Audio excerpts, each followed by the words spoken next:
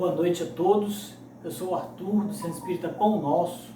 Estamos aqui hoje nas nossas reuniões de terça-feira, dentro de circunstâncias adversas, buscando soluções para as dificuldades que nos foram impostas pela pandemia aí do coronavírus. Então hoje nós vamos fazer de uma maneira diferente as nossas palestras e vamos aqui colocar para vocês uma reflexão que normalmente nós fazemos no Centro Espírita Pão Nosso, disponibilizando pela primeira vez na plataforma digital.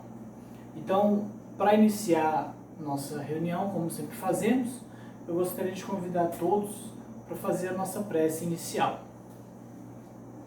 Então vamos nesse momento buscar o recolhimento íntimo, fechando os nossos olhos e elevando o nosso pensamento a Deus. Vamos agradecer a Ele profundamente pelo dia, pela oportunidade que nos é oferecida de estudar, de refletir em torno do Teu Evangelho, pela saúde, por todas as dádivas que tem colocado em nossas vidas. Que Tu possa, Senhor, nos fortalecer na prática do bem, iluminar as nossas mentes para compreendermos os ensinos que vêm do alto. Envolve-nos a todos e fica conosco agora e sempre. Que assim seja. Bom, então hoje nós vamos dar sequência ao nosso estudo dos temas do Evangelho segundo o Espiritismo. Hoje nós estamos estudando o capítulo 13, a beneficência.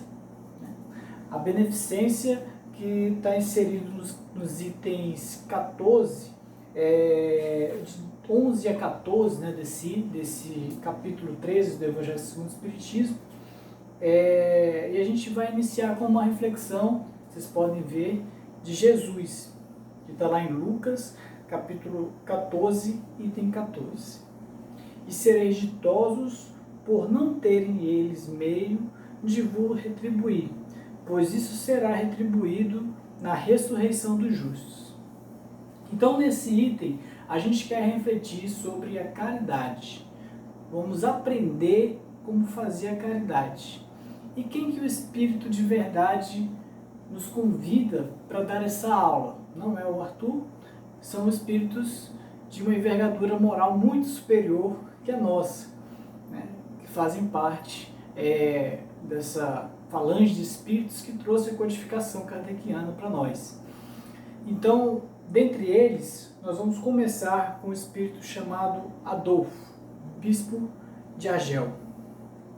Ele vem explicar para nós o que é a beneficência. Como todos os demais espíritos que vêm trazer nessas instruções, ele tem uma vivência disso. Então são espíritos que têm experiência na prática do bem, da caridade, fizeram isso quando estavam encarnados e vêm agora dar o exemplo, muito mais que as palavras que a gente tem no Evangelho segundo o Espiritismo, nós temos os exemplos dele, que podemos, depois em outro momento, fazer esse estudo, mas que não é o nosso objetivo aqui. Nós vamos pegar, principalmente aqui, os ensinos que estão compartilhados aqui no Evangelho segundo o Espiritismo. Então, iniciando a reflexão que ele nos traz sobre a beneficência. Ele diz que a beneficência, meus amigos, dá-vos-á neste mundo os mais puros e suaves deleites, as alegrias do coração que nem o remorso nem a indiferença perturbam. Pudesses compreender tudo o que de grande e de agradável encerra a generosidade das almas belas, sentimento que faz olhe a criatura às outras como olha a si mesma e se dispa jubilosa para vestir o seu irmão. Então isso é o início do nosso estudo de hoje. Ele está trazendo sobre o conceito de beneficência, mas beneficência não é uma coisa material, é um sentimento. Então, para a gente explicar, nós precisamos sentir. Então, como que vamos sentir isso daí? Exercitando a caridade. E quando a gente faz a caridade, a gente descobre que existe uma alegria por trás disso daí. Então, a beneficência, ela é nada mais nada menos que o prazer de você oferecer ao outro aquilo que você tem. Muitas das vezes algo que lhe faz falta, como estudamos na semana passada sobre o óbolo da viúva. né? São coisas que você não tem, são escassas no seu coração, né? Então, isso sendo oferecido para o próximo é um gesto de beneficência, né? Então, você ali vai pensar na dor que ele passa, na dificuldade que ele está sentindo e busca compartilhar, né, com o seu coração aquilo que ele necessita. E fazendo isso, o que ele está tentando nos explicar, né, é que existe uma alegria muito maior que qualquer alegria que nós conheçamos aqui na Terra. Então, essa alegria que existe por trás do bem é o que nós vamos nos aprofundar nessa noite. Adolfo continua explicando para nós sobre a mecânica da caridade. O que isso quer dizer? Existe uma música que eu conhecia quando era pequeno, né, cantava na escola, que ela dizia assim: fica sempre um pouco de perfume nas mãos que oferecem rosa. Eu não sei se você já conhece essa música aí, ela é bem antiga. E ela está explicando para a gente exatamente a mecânica da caridade. O que isso quer dizer? Que quando a gente oferece algo, quando a gente busca a levar uma rosa, né? O que seria essa rosa? Seria algo bom, né? Seria algo do nosso melhor, né? Aquilo que a gente quer deixar o outro feliz. E quando a gente faz isso, automaticamente a nossa mão também se enche de perfume, né? Nós estamos oferecendo perfume, mas quem fica perfumado somos nós. Então a caridade, ela tem essa mesma mecânica. O que é que ele está falando aqui? Ó? Caridade, sublime palavra que sintetiza todas as virtudes. És tu que hás de conduzir os povos à felicidade. Praticando-te, criarão eles para si infinitos gozos no futuro. E quando se acharem exilados na terra, tu lhes serás a consolação, o prelibar das alegrias de que fluirão mais tarde, quando se encontrarem reunidos no seio do amor de Deus. Ou seja, essa alegria que o Evangelho nos promete para o futuro, ela é baseada na prática presente da caridade. Fazendo a caridade, nós vamos encontrar essa felicidade, certo? Inicialmente, né, como a nossa caridade ainda é pouca, proporcionalmente, então, nossa felicidade ainda será pouca também, né? Nós vamos sentir alegrias, né, que já vão servir de consolação, mas que com o passar do tempo nós vamos aprender a nos desapegar cada vez mais, fazer essa virtude, né, executar a caridade de uma maneira muito mais desapegada e muito mais sublime, né? Então, o que ele nos promete é que no futuro, né, nós teremos alegrias imensas da prática da caridade. E hoje, né, ele fala aqui de exilados, né, na Terra, a gente lembra logo da situação que a gente se encontra, né? De certa forma estamos exilados também, né? Afastados um do outro, né? Então isso para alguns pode ser uma provação, é uma dificuldade, né? Porque a gente gosta de estar junto, a gente gosta de estar se abraçando, né, tendo contato. E aqui a gente é forçado a voltar para dentro de nós mesmos. Como que a gente pode fazer o bem para o outro, né? Distante, né? Como eu estou distante de muitos aqui que gostaria de estar abraçando, né? Mas estamos aqui dando o nosso óbolo, né? Dando uma caridade que a gente possa fazer, né? Mas existem diversas formas, né? Quem está em casa pode fazer caridade de outras formas. Uma oração é possível, né? Você fazer uma doação, você fazer um trabalho, né, pela internet. Muitas coisas são possíveis de fazer hoje em dia, né, mesmo que distante, em favor do nosso próximo, né? Então, a caridade, ela tem essa mecânica de que quando a gente oferece, automaticamente a gente recebe também. Continuando no próximo item, né, que é o item 12, nós temos a mensagem de São Vicente de Paulo, né, que é outro espírito, né, com grande histórico, né, na prática do bem, né, deixou até hoje, né, a ordem aí dos vicentinos, né, que fica inspirada, né, pela sua iniciativa aqui na Terra, e ele vem trazer algumas reflexões sobre o caminho, né, para a gente alcançar essa felicidade que nós todos queremos, né? Alguém não quer ser feliz, será? Né? Todos nós queremos, né? Então ele vem dizer aqui como que a gente vai alcançar essa felicidade. No slide aí. Toda a eterna felicidade se contém neste preceito. Amai-vos uns aos outros. Não pode a alma elevar-se às altas regiões espirituais senão pelo devotamento ao próximo. Somente nos arroubos da caridade encontra ela ventura e consolação. Sede bons, amparai os vossos irmãos. Deixai de lado a horrenda chaga do egoísmo. Cumprindo esse dever, abrir-se-vos-á o caminho da felicidade eterna. Certo? Então, isso é São Vicente de Paulo que está falando, né? Amparando os nossos irmãos, sendo bons, deixando de lado o egoísmo, né? Que é a nossa maior chaga, que é a nossa maior dificuldade, né? Aí a gente vai cumprir o dever que nos compete, né? E abrir o caminho para a felicidade eterna, né? Que é aquilo que Jesus nos prometeu, né? Que não é, na verdade, uma promessa, é uma certeza de que todos nós seremos felizes, né? Porque ninguém quer viver sofrendo, ninguém consegue, na verdade, passar a eternidade sofrendo. A gente vai, de uma maneira determinística, encontrar essa felicidade em algum momento, alguns mais cedo, outros mais tarde. Então, se você quiser um atalho para chegar a ela, o atalho que ele diz é esse: amai-vos uns aos outros. Então, entendendo isso, né, e executando isso no nosso dia a dia, a gente vai conseguir chegar mais rápido nessa felicidade. É lógico, todos nós temos dificuldades, né, todos nós temos uma tendência que é quase natural de pensar primeiro em nós e depois no próximo, né? Então, isso daí é o que tem que ser vencido. Esse é o nosso desafio, né, que não é fácil, né? Todos sabemos, né, que temos que superar esse egoísmo que reina dentro de nós, né, mas que é um trabalho paulatino, né, para isso que nos é oferecido as reencarnações, né. Assim a gente pode, né, com o passar do tempo, encontrar, né, a caridade perfeita, né, e consequentemente a felicidade.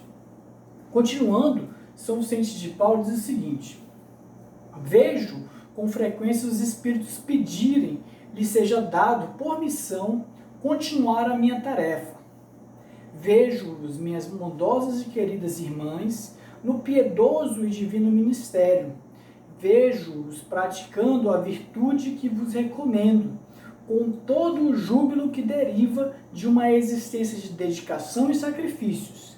Imensa dita é a minha, por ver quanto lhes honra o caráter. Quão estimada e protegida é a missão que desempenham. Então ele está falando aí do trabalho que é continuado até hoje, né? Dentro da religião católica, né? Dos vicentinos, né? Então é um trabalho de caridade, né? Muito bacana, né? E que vocês imaginam aí o júbilo do espírito que iniciou isso tudo, né? E que está espelhando ali, né? Trabalhos de caridade, né? Ele vê espíritos muitas vezes inferiores, né? Espíritos que cometeram erros no passado, buscando resgatar esses erros através da prática da caridade que ele ensinou. Então a alegria dele nesse caso deve ser multiplicada, né? Porque ele, além de ter feito o bem para muitas pessoas, ele inspira outros a fazerem o bem. Então, esse exemplo que ficou para nós, né, de São Vicente de Paulo, que ele coloca aqui no Evangelho, é um exemplo fantástico, né, porque faz a gente entender que quando a gente divulga o bem, né, lógico, se a gente estiver afastado de todo sentimento de vaidade, nós estamos sendo multiplicadores, né, de sentimentos bons no mundo, porque hoje o que a gente vê é que se a facilidade de se propagar o que é mal, de se propagar o que é profano, né? O que é perverso, tudo isso tem facilidade de ser propagado. Porém, o bem ainda é tímido, né? Porque como nós estudamos a vaidade, a humildade, nós muitas vezes achamos que se nós divulgarmos o bem, nós vamos estar sendo vaidosos, né? Vamos deixar de exercitar a humildade, e isso às vezes gera uma confusão na nossa cabeça.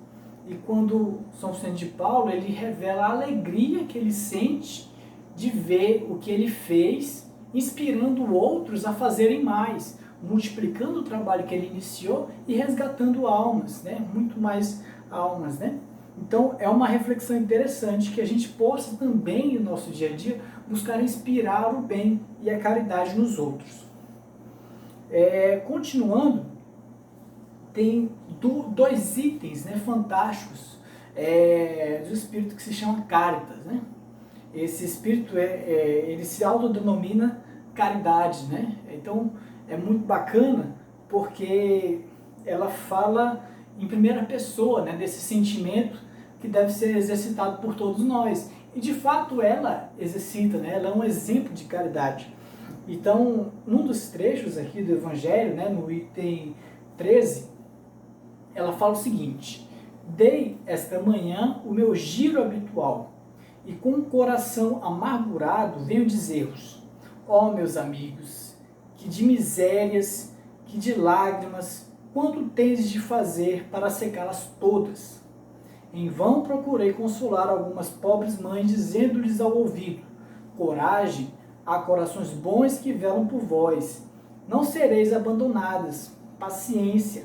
Deus lá está. Sois dele amadas. Sois suas eleitas. Então ela, como espírito desencarnado, se aproxima dos encarnados aqui na Terra, que estão em sofrimento, e busca inspirar um consolo, né, para superar as dificuldades, as vicissitudes que estão passando. Porém, ela não consegue fazer saciar uma fome, por exemplo, né, levar um prato de comida. Ela leva a inspiração, ela leva o consolo. É lógico que isso auxilia, né? Mas continuando aqui, quem tiver a oportunidade de ler esse item vai ver como é doloroso o que ela sente, porque ela vê aquela mãe estendendo o bebezinho para ela, né? Com os peitos ali que não conseguem alimentar, né? Dar leite àquela criança.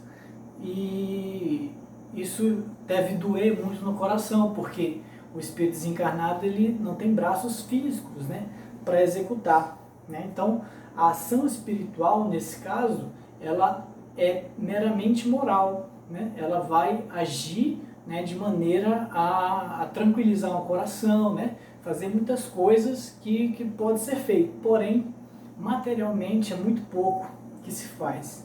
Então tem-se uma situação aí, um problema, vamos dizer, né? Os espíritos precisam de braços materiais. E quem serão esses braços materiais? Somos nós. Nós que estamos aqui ouvindo essa mensagem, né? Vamos buscar ser esse braço material para colaborar com a espiritualidade amiga que quer fazer o bem. Então, a colaboração humana, né? Que é o título do próximo slide, que é a continuação desse item 13 aí.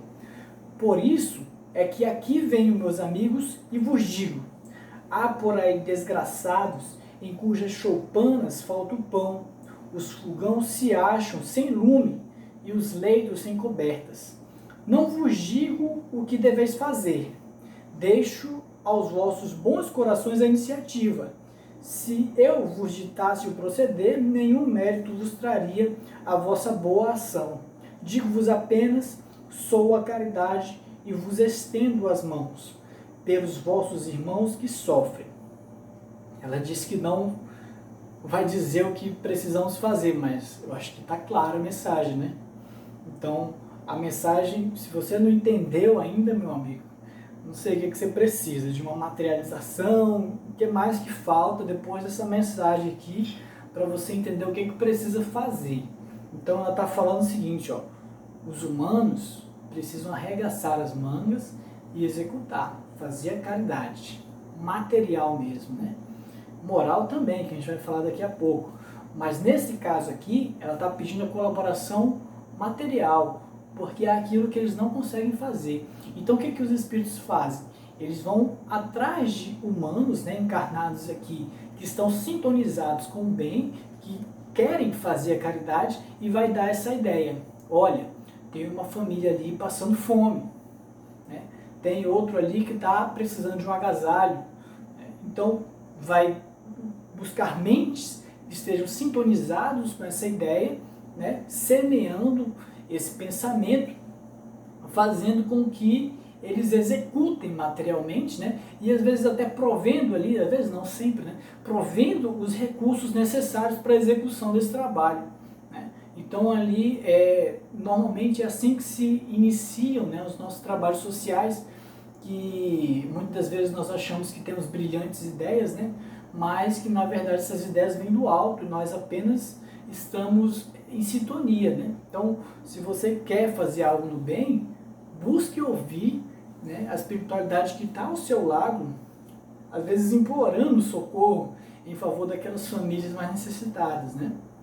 E abrindo mão do nosso conforto, das nossas facilidades, vamos ali levar alguma coisa que seja realmente agradável, né, que seja necessário para aquelas famílias, certo? E já no último item, ela vem falar também, né, cartas da caridade moral, né, que é outra forma de caridade, que é essa que ela mesma fez, né?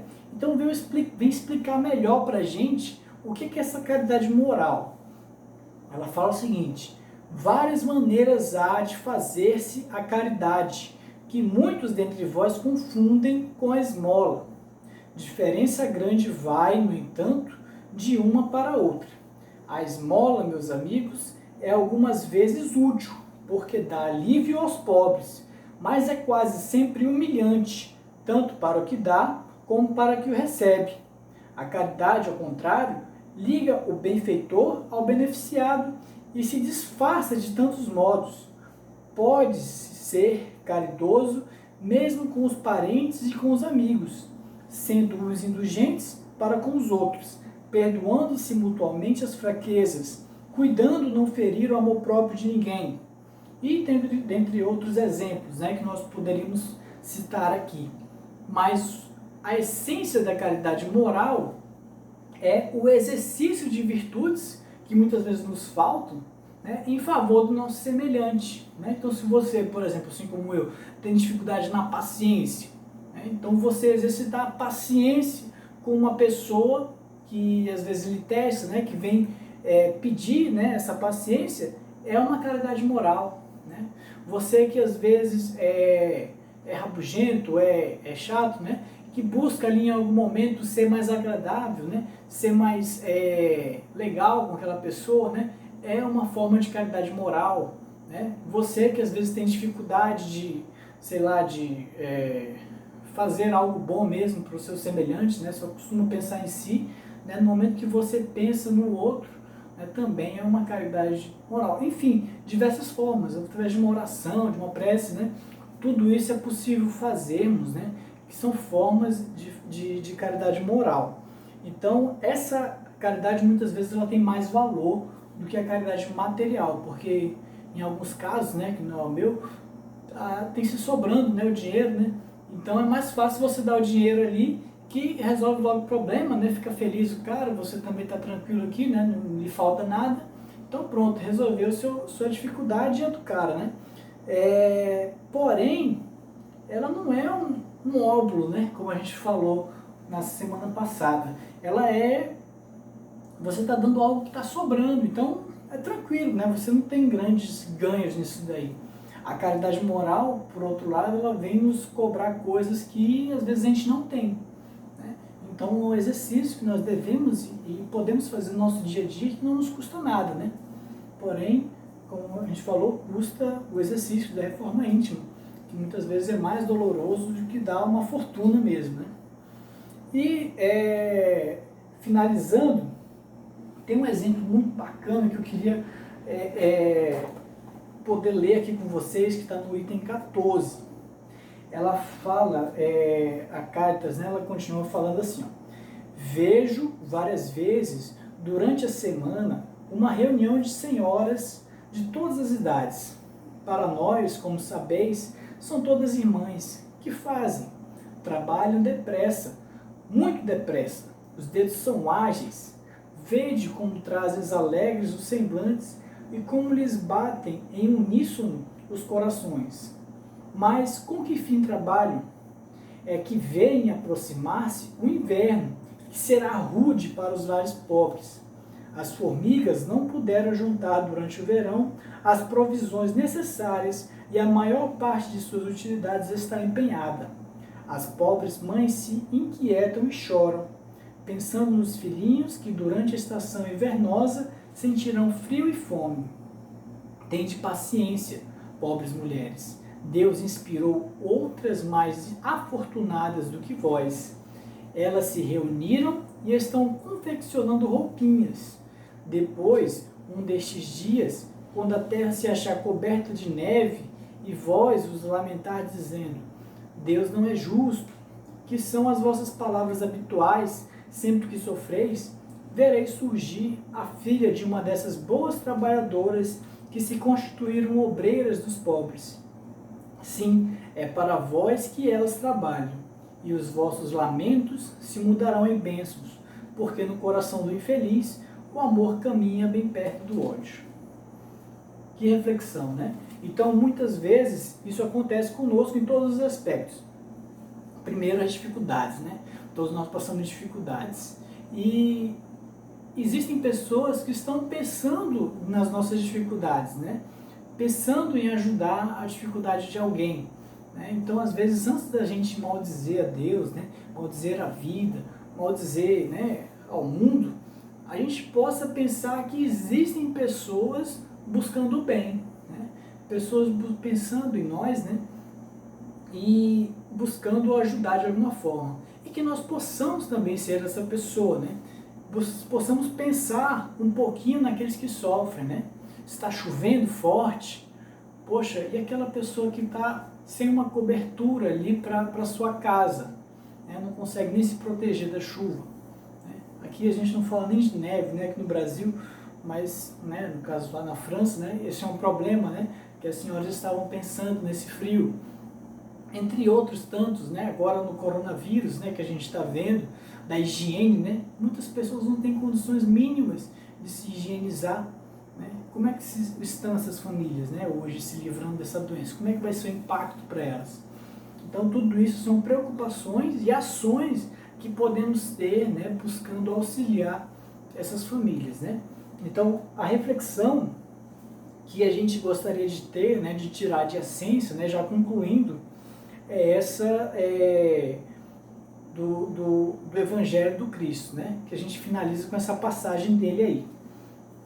Um dos que se achavam à mesa, ouvindo essas palavras, disse, feliz do que comer do pão no reino de Deus. Está lá em São Lucas, capítulo 14, o item 15, na sequência do que a gente viu no início. Né? E só destacando que esse ser aqui, né, essa pessoa que estava ouvindo Jesus, ele entendeu bem a essência, né? Falou que feliz do que comer do pão do reino de Deus. Né? Então, nós encontraremos a felicidade comendo o pão do reino de Deus. O que é isso? Seguindo os ensinamentos de Jesus, fazendo aquilo que ele nos ensina, né? E levando aquelas pessoas que mais necessitam um pouquinho do nosso óbolo, um pouquinho daquilo que a gente pode ajudar. Né? Então, busquemos no nosso dia a dia seguir o ensinamento do nosso Mestre Jesus, né? Levando essas pessoas o que elas mais necessitam. Certo? Então, essa era a nossa reflexão dessa noite. Né? Queria agradecer a todos que estão de alguma forma acompanhando, né? Deixar o nosso abraço nos lares, né? Todas as pessoas que estão vinculadas a nós, aqueles amigos que sempre estão fisicamente, e eu acho que com essa nova plataforma a gente consegue angariar novos amigos, né? Que estão pela primeira vez conhecendo a nós, conhecendo a nossa casa, né?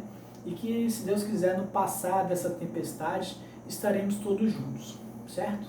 Então, para finalizar, eu gostaria de fazer uma prece, que será também a nossa vibração, o nosso tratamento. Então, nesse momento, se você tiver um copinho de água, quiser colocar na mesa, esse é o momento, tá? Você pode servir um copo d'água, se quiser dar um pause no vídeo, você vai colocar esse copinho na mesa, que a gente vai fazer a nossa oração.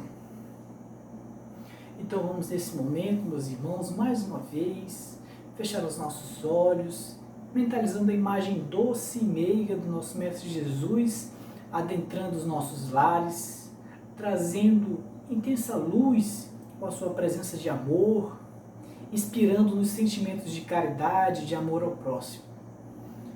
Busquemos agradecer imensamente por todas as bênçãos que recebemos no nosso dia a dia, pela nossa saúde, pelos nossos familiares e amigos, tudo aquilo que temos recebido de bênçãos em nossa vida.